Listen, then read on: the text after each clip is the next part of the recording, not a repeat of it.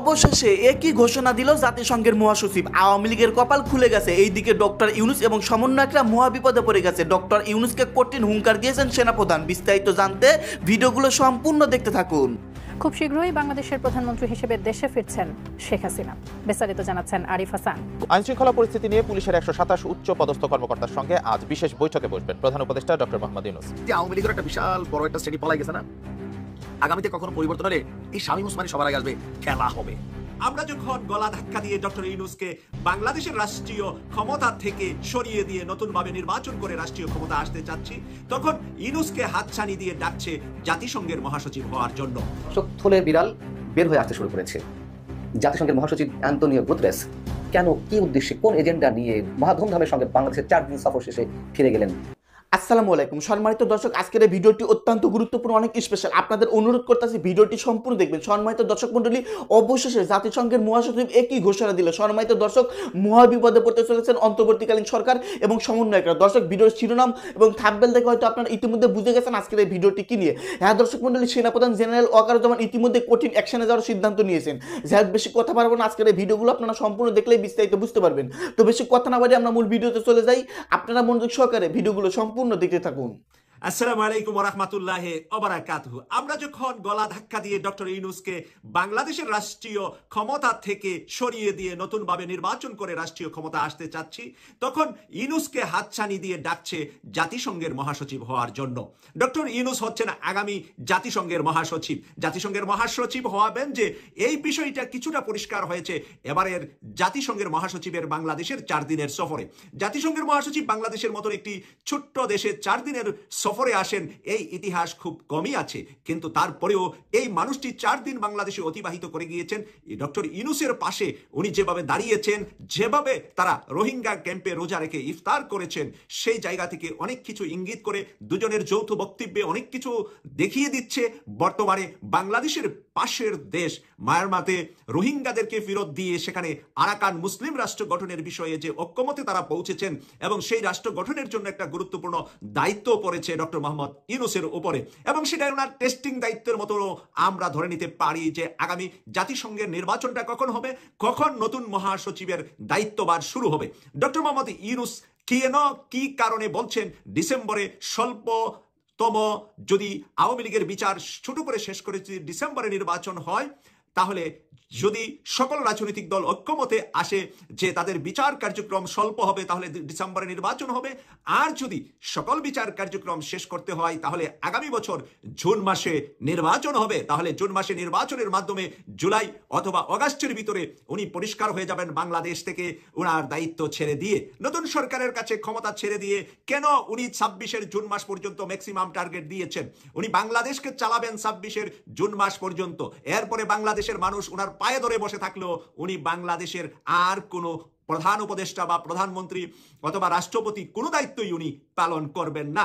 কারণ 26 সালে শুরু হবে জাতিসংঘের নতুন মহাসচিবের নির্বাচন, আর 27 সালের শুরুতে প্রথম দিন থেকে 2027 সালের জাতিসংঘের নতুন মহাসচিবের দায়িত্ব পালনের কার্য দিবস শুরু। তাই প্রিয় দর্শক, সময় আছে 2 বছরের চাইতেও আরো প্রায় 2.5 মাস কম। আমরা ডক্টর মোহাম্মদ ইউনূসকে সর্বোচ্চ আর 21.5 মাস ফ্রি দেখতে পাবো। তারপরে উনি জাতিসংঘের মহাসচিবের দায়িত্ব পালন করবেন। সেই নিউজটা আজকে আভ্যন্তরীণ হলেও কেটিভি 24 এর পক্ষ থেকে আমি দীপ্ততার সাথে সত্য কোনো ইনফরমেশনের মাধ্যমেই আপনাদের সাথে শেয়ার করছি যে আগামী 26 সালে জাতিসংঘের মহাসচিবের বাছাই পর্ব এবং নির্বাচন পর্ব সম্পূর্ণ হবে, এবং 27 সালের প্রথম দিন থেকে জাতিসংঘের নতুন মহাসচিবের দায়িত্ব পালন শুরু হবে। আর নতুন মহাসচিবটা এই বিশ্বের বুকে সবচাইতে বেশি সম্মানিত ব্যক্তির তালিকায় বর্তমান সময়ে যদি পৃথিবীতে আর কোনো ব্যক্তি এত সুনামের সাথে যেতে পেরেছেন কিনা সেটারও নজির খুব কম আছে, যাকে প্রায় বিশ্বের 200টা বিশ্ববিদ্যালয় থেকে ডক্টরেট সম্মানজনক ডিগ্রি দিয়েছেন। বিশ্বের 200টা শিক্ষা প্রতিষ্ঠান, এর মাঝে ভারতের প্রায় 8-10টা বিশ্ববিদ্যালয় থেকে ওনাকে কিন্তু ইতিমধ্যে ডক্টরেট ডিগ্রি দেওয়া হয়েছে। আমেরিকার ম্যাক্সিমাম, ইউকের ম্যাক্সিমাম এবং পশ্চিমা বিশ্বের বিভিন্ন দেশের ম্যাক্সিমাম এবং সাউথ আমেরিকা সহ আগামী কয়েকদিনের ভিতরে উনি চায়না যাচ্ছেন। চায়নাতে ওনাকে একটি বিশ্ববিদ্যালয় ডক্টরেট ডিগ্রিও প্রদান করবেন। প্রিয় দর্শক, সেই ডক্টর মোহাম্মদ ইউনূস বাংলাদেশের নিয়ামত হিসাবে আমি বলবো যতদিন রাষ্ট্রীয় ক্ষমতা আছে বাংলাদেশকে এমন একটি দেশ বানিয়ে দিয়ে যেতে চান উনি মহাসচিব হওয়ার পরে, যাতে করে বাংলাদেশে মহাসচিব হয়ে ফেরত আসবেন এবং উনি বাংলাদেশকে যাতে করে বুকে এমন জায়গায় লালন করতে পারেন যে উন্নত বিশ্বের দেশগুলোতে যাতে বুঝাতে পারেন যে বাংলাদেশ এখন আর সেই সৌরাচার সৌর শাসনের দেশ নয়, এখন গণতান্ত্রিক দেশ, গণতন্ত্র মানুষের দেশ। মানুষ 24 সালে মুক্ত করেছে সৌরাচার থেকে, আর বাংলাদেশে কোনোদিন সৌরাচার জন্ম নিবে না। সেই বিষয়টাকে উনি খুব বেশি গুরুত্ব দিচ্ছেন, কারণ হলো ওনার সর্বশেষ বাংলাদেশের এটাই দায়িত্ব পালন। এরপরে আমরা আশা করেছিলাম যে কোনো একটি রাজনৈতিক দল ওনাকে রাষ্ট্রপতি করবে কিনা, বা রাষ্ট্রপতি করলে আমরা সমর্থন করব, সোশ্যাল অ্যাক্টিভিটিস আমরা যারা আছি তারা ওনাকে যেন রাষ্ট্রপতি করা হয় সেই জন্য প্রয়োজনে আন্দোলন করব, প্রয়োজনে আমরা আবারও সোশ্যাল মিডিয়ায় ডিভাইডেশনের ব্যবস্থা করব, ডিবেট করব, আমরা বিভিন্ন আলোচনা করব যে ডক্টর মোহাম্মদ ইউনূসকে যেন পরবর্তীতে যারাই সরকার গঠন করে তারা যেন রাষ্ট্রপতি করে বিশ্বের দরবারে বাংলাদেশকে উঠানোর জন্য চেষ্টা করা হয় এবং বাংলাদেশের মাথার তাজ হিসাবে উনি থাকবে। কিন্তু আজকে যখন নিউজটা আমি কনফার্ম হলাম যে জাতিসংঘের মহাসচিব হিসাবে ওনার নামটা বর্তমান সময়ে যেই 15টি দেশ ভোটিং এর মাধ্যমে জাতিসংঘের মহাসচিব হন তারই মাঝে ম্যাক্সিমাম দেশই ডক্টর মোহাম্মদ ইউনূসের পাশে আছেন বলে আমার কাছে তথ্য এসেছে।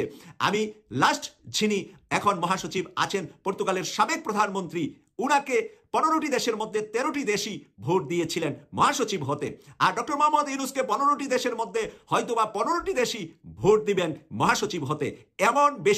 এত বেশি উনার প্রতি সারা বিশ্বের যে একটা আশার স্বপ্ন যে ডক্টর মোহাম্মদ ইউনূস পশ্চিমা বিশ্বের বিশ্ববিদ্যালয়ে তার লেখা বই পড়ানো হয়, পশ্চিমা বিশ্বের বিশ্ববিদ্যালয়ে পিএইচডি ডক্টরেট করা হয় ডক্টর মোহাম্মদ ইউনূসের গবেষণা নিয়ে, তার চিন্তা চেতনা নিয়ে। সেখানে ডক্টর মোহাম্মদ ইউনূস জাতিসংঘের মহাসচিব হলে পৃথিবীকে পাল্টিয়ে দিতে পারবেন, পৃথিবীকে নতুন কিছু দিতে পারবেন। অর্থনীতি বর্তমান যে সিস্টেমে চলছে সেই অর্থনীতি পরিবর্তন করে মানুষের হাতের নাগারে প্রত্যেকটা তরুণ তরুণীকে, শিক্ষিত যুবক যুবতীকে ঘরে বসে চাঁদে যাওয়ার যেই গবেষণা সেটাও জানি করতে পারে, সেই গবেষণা করার মতো যোগ্য মানুষ বানাতে ডক্টর মোহাম্মদ ইউনূসের চাইতে কোনো বিজ্ঞ ব্যক্তি আছে বলে বর্তমান পৃথিবীর যারা এই জায়গায় নেওয়ার জন্য কাজ করে থাকেন, যারা জাতিসংঘের মহাসচিব নির্বাচনের জন্য কাজ করে থাকেন, তারা এখন ডক্টর মোহাম্মদ ইউনূসকেই শ্রেষ্ঠ বলে বিবেচনা করেন। আসসালামু আলাইকুম প্রিয় দর্শক, থলে বিড়াল বের হয়ে আসতে শুরু করেছে। জাতিসংঘের মহাসচিব অ্যান্তোনিও গুতেরেস কেন, কি উদ্দেশ্যে, কোন এজেন্ডা নিয়ে মহা ধুমধামের সঙ্গে বাংলাদেশের 4 দিন সফর শেষে ফিরে গেলেন? কিছু কিছু বিষয় একেবারে সুনির্দিষ্টভাবে আপনাদের সামনে তুলে ধরলে খুব খোলাসা হবে যে কি উদ্দেশ্য নিয়ে তিনি এসেছিলেন, কারা তাকে নিয়ে এসেছিলেন। বিভিন্ন রাজনৈতিক দলের সঙ্গে জাতিসংঘের লোকাল অফিস রাউন্ড টেবিল বৈঠকের আয়োজন করলেও কারা সেখানে কন্ডাক্ট করেছিল, সঞ্চালনা করেছিল। বৈঠকের পরে কেন লিমিটেড সংখ্যক সাংবাদিককে প্রেস কনফারেন্সে উপস্থিত থাকতে দেওয়া হলো, যারা উপস্থিত ছিলেন তাদের মধ্যেও বা কেন নির্দিষ্ট সংখ্যক সাংবাদিককে প্রশ্ন করতে দেওয়া হলো, কেন রাজনৈতিক দলগুলোর প্রধানদের আমন্ত্রণ জানিয়েও তাদেরকে কথা বলতে দেওয়া হলো না, কি তার সামনে অর্থাৎ জাতিসংঘের মহাসচিবের সামনে কোন বিষয়টি সবচেয়ে গুরুত্বের সঙ্গে তুলে ধরার চেষ্টা করা হয়েছে সরকারের পক্ষ থেকে। আসুন ছোট ছোট করে কয়েকটি প্রশ্ন উত্তর আমরা মিলাই। প্রথম কথা হচ্ছে, শনিবার দুপুর 1টায়, একেবারে নির্দিষ্টভাবে বলছি, দুপুর 1টা থেকে 3টা পর্যন্ত জাতিসংঘের লোকাল অফিসের মাধ্যমে রাজনৈতিক দলের প্রধানদেরকে আমন্ত্রণ জানানো হয়েছিল রাউন্ড টেবিল বৈঠকে উপস্থিত থাকার জন্য। প্রথম কথা হচ্ছে, জাতিসংঘের আয়োজিত গোল টেবিল বৈঠকে যিনি সঞ্চালনা করলেন, কন্ডাক্ট করলেন মিটিংটি, তিনি কে? সরকারের আইন উপদেষ্টা ডক্টর আসিফ নজরুল। তিনি কেন কন্ডাক্ট করবেন? এটা জাতিসংঘের প্রোগ্রাম, সরকারের তো নয়। এবং দুপুর 1টায় মিটিং শুরু হওয়ার কথা থাকলেও হঠাৎ করে কোনো একটার দিকে বা 12:30টার দিকে ফোন যেতে লাগলো বিভিন্ন রাজনৈতিক দলের প্রধানের কাছে যে আপনারা আসছেন না কেন? তারা বললেন যে আমরা তো আসবো, দুপুর 1টায় মিটিং শুরু, রাউন্ড টেবিল। তাড়াহুড়া করা হলো যে না না এখনই চলে আসুন। তারা যে যেমন পারে চলে গেছেন এবং সেখানে যাওয়ার পরে বিএনপির মহাসচিব, বিএনপির প্রতিনিধি হয়ে যাওয়া মির্জা ফখরুল ইসলাম আলমগীরকে 3 মিনিটের মতো বক্তব্য দিতে দেওয়া হলো। মাহমুদুর রহমান মান্না, বর্ষিয়ান রাজনীতিবিদ, নাগরিক ঐক্যের সভাপতি, তাকে বক্তব্য দিতে দেওয়ার সময় বলে দেওয়া হলো 2 মিনিট আপনার জন্য নির্ধারিত সময়। কত বড় অপমান করা হচ্ছে এক একজনকে। আর রুইন হোসেন প্রিন্সের মতো মানুষজনদেরকে, যারা বাংলাদেশের কমিউনিস্ট পার্টির সাধারণ সম্পাদকের পদবি হোল্ড করেন, তাদেরকে বক্তব্য দিতে দেওয়া হলো না। এরকম আরও অনেকে বক্তব্য দিতে দেওয়া হয়নি। কেন? অজুহাত হচ্ছে তারা দেরি করে গেছেন। তারা তো দুপুর 1টার মিটিং হিসেবে রওনা দেওয়ার কথা ছিল, তারপরেও তারা তড়িঘড়ি করে গেছেন ফোন পাওয়ার পরে। তারপরেও মানলাম যে মিটিংয়ে দেরি করে গেছেন, তাদেরকে বক্তব্য দিতে দেওয়া হয়নি। কিন্তু যারা আরও পরে গেছেন, জাতীয় নাগরিক পার্টির আহ্বায়ক নাহিদ ইসলাম, যুগ্ম আহ্বায়ক সামান্তা শারমিন, তারা তো আরও পরে গেছেন, গিয়ে তারা বক্তব্য দেওয়ার সুযোগ পেয়েছেন, আয়েশি ভঙ্গিতে বক্তব্য দিয়েছেন এবং এতে করে রাজনীতিবিদ অপমান বোধ করেছেন। অপমানিত বোধ করার কারণে তারা টেক্সট পাঠিয়েছেন জাতিসংঘের কান্ট্রি অফিসের যিনি আবাসিক প্রতিনিধি গোয়েন লুইসের কাছে, যে কেন আমাদেরকে ডেকে নিয়ে কথা বলতে দেওয়া হলো না, এটা তো অপমান করা হয়েছে। তিনি সরি বলেছেন, এক্সকিউজ দেখানোর চেষ্টা করেছেন। তিনি বলেছেন কন্ট্যাক্ট আমরা করছিলাম না, সরকারের আইন উপদেষ্টা করছিলেন, তারপরও আমরা ক্ষমা প্রার্থী। তারা ক্ষমা চেয়েছেন, সেসব রেকর্ড আমার কাছে আছে। এবং যারা সেখানে গিয়ে কথা বলতে পারেননি, অপমান করা হয়েছে, তাদের সঙ্গে আমি কথা বলেছি। বিশেষ করে রহিন হোসেন প্রিন্সের সঙ্গে আমি কথা বলেছি, তিনি এসব ঘটনার সত্যতা স্বীকার করেছেন। এবং সবচেয়ে মজার বিষয় হচ্ছে জাতিসংঘ যে আমন্ত্রণ পত্রটি বিভিন্ন রাজনৈতিক দলের প্রধানের কাছে পাঠিয়েছেন, কি লেখা ছিল সেটিতে? আমি একটা সেন্টেন্স আপনাদের সামনে তুলে ধরি। লেখা ছিল, গোয়েল লুইস বলছেন জাতিসংঘের পক্ষ থেকে, I would like to request your esteemed presence in round table that the UN secretary general wishes to have regarding the consensus process on reforms. মানে সংস্কার বিষয়ে তিনি কথা বলবেন, স্পেসিফিকলি এখানে উল্লেখ করা হচ্ছে। কে অধিকার দিয়েছে তাকে সংস্কার বিষয়ে কথা বলা, বাংলাদেশের রাজনীতি হস্তক্ষেপ করার? আচ্ছা, পরবর্তীতে যে প্রেস কনফারেন্স হলো সেটি সম্বন্ধে একটু বলতে চাই। তার আগে আরেকটি জিনিস মনে করে দিতে চাই। এই যে তড়িঘড়ি করে সবাইকে শিডিউল টাইমের আগে ডেকে নিয়ে যাওয়া হলো, কেন ডেকে নিয়ে যাওয়া হলো জানেন?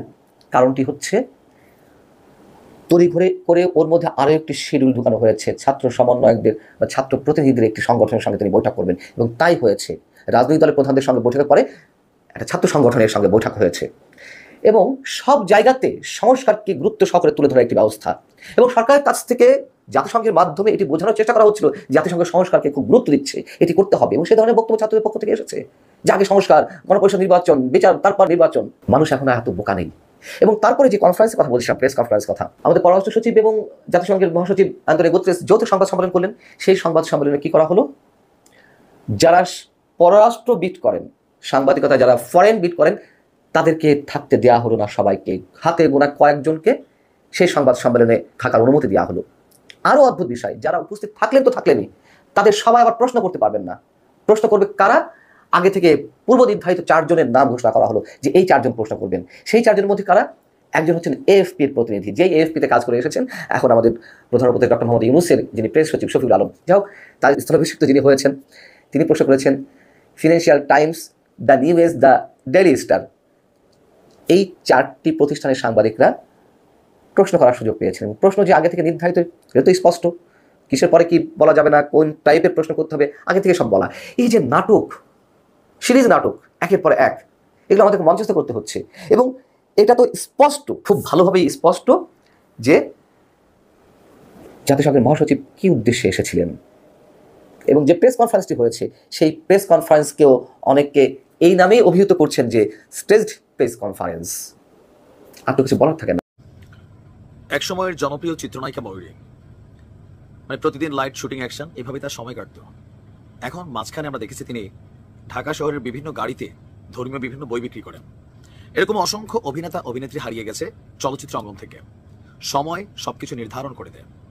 আবার রাজনীতির মাঝে 7 মাস আগেও সারা পৃথিবীটা যাদের জন্য ছিল একটা বিচরণ ভূমি, সারা পৃথিবীটা যাদের জন্য ছিল অন্যরকম একটা জায়গা, আজকে এই পুরোটা পৃথিবী অনেকটা ছোট হয়ে আসছে। বাংলাদেশ আওয়ামী লীগের একদম টপ ক্লাস যারা নেতৃত্বে আছেন তারা এমনভাবেই পালিয়েছেন অথবা এমনভাবে হারিয়ে গেছেন পর্দার আড়ালে যে তাদেরকে খুঁজেও পাওয়া যাচ্ছে না। তবে অবশেষে সজীব ওয়াজেদ জয়ের একটা ছবি ভাইরাল হয়েছে। ভাবা যায় যে এটা সজীব ওয়াজেদ জয়, যে ধাক্কাটা তাদের উপর গেছে বা যাচ্ছে বা আগামী দিনগুলোতেও যাবে, শুধুমাত্র তো সজীব ওয়াজেদ জয় একা না, তাদের ফুল ফ্যামিলি, একটা রাজনৈতিক দল, এতদিনের এত নেতাকর্মী, সকল কিছু অবশ্যই তাদেরকে টাচ করে। কিন্তু ওই যে আপনার হাতে যখন ক্ষমতা থাকে, সুযোগ থাকে, আপনি সেটার যদি অপব্যবহার করেন তাহলে আপনার জন্য এমন পরিণতি অবধারিত। আগামী দিনে যারা রাজক্ষমতায় আসবেন, যাদের এখনো শিক্ষা হয় নাই, তারা কিন্তু এটা একটা কমন এক্সাম্পল আপনি মাথায় ঢুকাই রাখেন। ছাত্রলীগের নেতা দেখেন, যুবলীগের নেতা দেখেন, প্রত্যেকের আজকে অবস্থানটা দেখেন। শিক্ষা নিতে না পারলে কপালে আরো দুর্গতি আসবে। দর্শক, দীর্ঘদিন যাবৎ সজীব ওয়াজেদ জয়ের আর কোনো লেটেস্ট আপডেট পাওয়া যাচ্ছিল না। 5ই আগস্টের পর সর্বশেষ আপনার সম্ভবত 5 আগস্ট বা 6 আগস্ট তিনি ফেসবুকে কয়েকটা লাইভ টাইপ করেছিলেন, এরপরে তিনি উধাও। 7 মাস পরে তার দেখা মিলেছে। আর ডক্টর কনজ সারওয়ার তিনি একটা ছবি শেয়ার করেছেন সজীব ওয়াজেদ জয়ে, যে যুক্তরাষ্ট্রের রাজধানী ওয়াশিংটন ডিসির ভার্জিনিয়ার ডালাস শপিং সেন্টার, সেখানে একটা সোফার মধ্যে তিনি বসে আছেন আর খুব মনোযোগ দিয়ে তার মোবাইলের স্ক্রিনের দিকে চেয়ে আছেন। তো কোনো একজন আপনার কি বলা হয় যে এই ছবিটা তুলেছেন, তাদের ছবি কিন্তু সহজে তোলা যায় না। আর বিদেশে আপনি যদি কারো অনুমতি ছাড়া কারো ছবি তোলেন, বাংলাদেশটা যে ভাইরাল ভিডিও করবেন, নো, এই দেশে আইন খুবই কড়া, ভিডিও ভাইরাল করার সুযোগ নাই, কেউ অপরাধ করলে এটা পুলিশ ডিল করবে। সো ওই দেশে কোরিয়া তো সেম, একটা যাই দেখতেছেন আপনি ভাইরাল ভিডিও করতে পারবেন না, এটা আইন শৃঙ্খলা বাহিনী আপনাকে আবার ব্যবস্থা নেবে, পুলিশকে দিতে পারবেন কিন্তু মিডিয়াতে প্রকাশ করতে পারবেন না। তো কোনো একজন যেভাবে হোক তার একটা ছবি তুলেছেন, সজীব ওয়াজেদের চেহারা, মানে ওনার জয়ের যে চেহারা ছিল কতটা ভেঙে গেছে, দুশ্চিন্তা চেহারার মধ্যে, হতাশা, ক্লান্তি, অথবা এই যে ঘটনা ঘটছে, তারপর হচ্ছে যত কিছুই হোক ভাই, হাসিনা আপনার কাছে যত খারাপ হোক, ওনার কিন্তু মা, এটা হচ্ছে বাস্তবতা, তাই না? মা কোথায় আছেন আসলে আমরা জানি না, কেমন আছেন, খালা কোথায় আছেন, ফুল ফ্যামিলি কোথায় আছে, কে কোথায়, বোন কোথায় আছে। সো একটা মানুষের জীবনের সবকিছু যখন একটা মুহূর্তে ধাক্কা খায়, আপনি বিধ্বস্ত হয়ে যাবেন। সো সজীব ওয়াজেদ জয়ের এই বিধ্বস্ত চেহারায় অনেকে অট্টহাসি দিলেও শিক্ষার জায়গাটা বোঝেন নাই। 7 মাসের ব্যবধানে যে জৌলসের পরিবর্তন ঘটেছে সেটা আপনার সাথেও ঘটতে পারে যদি আপনি রাজনীতি করেন। রাজনীতিবিদরা যখন ক্ষমতায় থাকে, যে দেখেন এখন বাংলাদেশে দীর্ঘদিন যাবৎ রাজপথে বিএনপি নেতাকর্মীদের কিছু অংশ খুঁজে পাওয়া গেছে, অনেকেরই খুঁজে পাওয়া যায় নাই। এখন কেউ হেলিকপ্টারে ফিরছে, কেউ প্রাণুতে চলে যাচ্ছে। গরিব ভুখা নাঙ্গা জাতি আমরা ফুলের মালা নিয়ে বরণ করতেছি, কারণ ভাই ক্ষমতায় আসলে কেউ টেন্ডারবাজি করবো, কেউ ওই বাজারে জানা নিবো, কেউ টেম্পু স্ট্যান্ড দখল করবো, এরকম একটা শ্রেণী কিন্তু আমরা আছি প্রত্যেক দলে। প্রিয় দর্শক, আপনারা বিস্তারিত ভিডিওতে দেখতে পারলেন সমস্ত চাঞ্চল্যকর তথ্য, বর্তমান দেশের রাজনৈতিক অবস্থা, বর্তমান দেশের পরিবেশ, এই সম্পর্কে নতুন করে কিছুই বলেন নেই। সম্মানিত দর্শক মন্ডলী, শেখ হাসিনা আবারও খুব দ্রুত ক্ষমতা ফিরে পাচ্ছে। এইদিকে জাতিসংঘের মহাসচিব কঠিন ঘোষণা দিয়েছেন এবং জাতিসংঘের মহাসচিবকে নিয়ে, ডক্টর ইউনূসকে নিয়ে কঠিন একটা বিশ্লেষণ আজকের ভিডিওতে শুনতে পারলেন। দর্শক মন্ডলী, এই সম্পর্কে নতুন করে কিছুই বলতে চাচ্ছি না। বর্তমান দেশের অবস্থা সম্পর্কে, বর্তমান দেশের রাজনৈতিক অবস্থা, বর্তমান দেশের পরিবেশ, এই সম্পর্কে আপনারা সকলেই অবগত আছেন। প্রিয় দর্শক মন্ডলী, ডক্টর মোহাম্মদ ইউনূস কি ক্ষমতা হারাবেন? সমন্বয়করা বিপদে পড়বে? সম্মানিত দর্শক, আজকের ভিডিওতে অত্যন্ত গুরুত্বপূর্ণ আলোচনা হয়েছে। দর্শক, এই সম্পর্কে আমি নতুন করে কিছু বলতে চাচ্ছি না। আজকের মতো ভিডিও এখানে শেষ করে দিচ্ছি। ভিডিওটি শেষ করার আগে ছোট্ট একটি রিকোয়েস্ট, আপনারা যদি চ্যানেলে নতুন দর্শক হয়ে থাকেন তাহলে অবশ্যই চ্যানেলকে সাবস্ক্রাইব করবেন, আর যারা ইতিমধ্যে চ্যানেলকে সাবস্ক্রাইব করে ফেলেছেন তাদের সবাইকে অসংখ্য ধন্যবাদ।